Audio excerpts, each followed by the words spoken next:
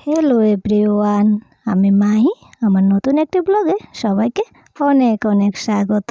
আজকে রবিবার, সকালে কাজ শেষ করে স্নান করে পুজোটা দিয়ে দিয়েছি। চলো এবার রান্না করে যাই, একটু টিফিন খেয়ে নেব। এদিকে চা বিস্কুট নিয়ে নিয়েছি, চা বিস্কুট খেয়ে ভাতটা বসিয়ে দিয়েছি। আর এদিকে আজকে মাটির চুলাতে রান্না করছি, কারণ বাবাকে ছুটি দিয়ে দেবে, সেজন্য এত তাড়া নেই, সেজন্য এখানে আস্তে আস্তে করে নিচ্ছি। রান্না হয়ে গেছে, আর এদিকে মেয়েকে স্নান করে রেডি করে নেব। এদিকে মা বাবাও চলে এসে হসপিটাল থেকে, এসে হসপিটালের যা কাপড় চোপড় ছিল সব কিছু ধুয়ে দিয়ে দিয়েছে। আর এদিকে দেখো ল্যাপ্ত শাক বানানোর লোক এসেছে, জেঠুদের বাড়িতে দুদিন পরে বিয়ে আছে, সেই জন্য এগুলো বানাচ্ছে।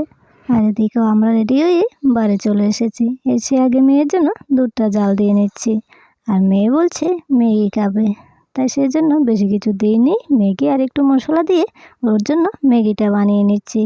আর এদিকে রাইস কুকারে ভাতটাও বসিয়ে দিয়েছি।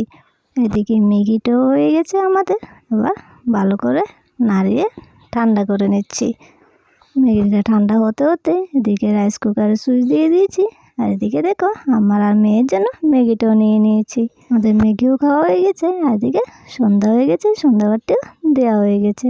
আর বড়মশাই বাজার থেকে আসার সময় একটু চিকেন এনেছিল, সেজন্য সব কিছু কেটে নিচ্ছি।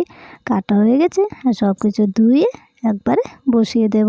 অনেক রাত হয়ে গেছে, তাই একসাথে দিয়ে একবারে বসিয়ে দেব।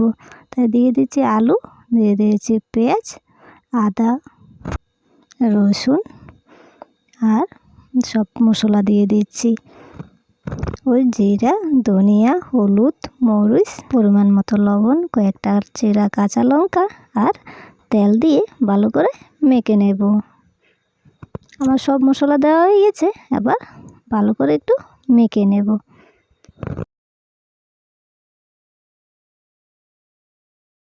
ভালো করে মাখা হয়ে গেছে, আর এদিকে কড়াইও বসিয়ে দিয়েছি চুলাতে।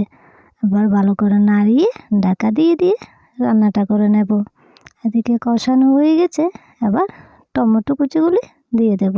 ভালো করে কষানো হয়ে গেছে, এবার দিয়ে দেব জল।